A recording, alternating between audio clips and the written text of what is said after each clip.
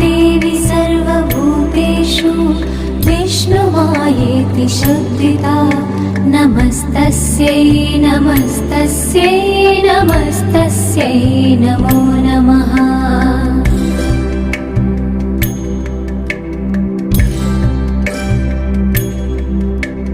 या देवी सर्वभूतेषु चेतनेत्यभिधीयते नमस्तस्यै नमस्तस्यै नमस्तस्यै नमो नमः।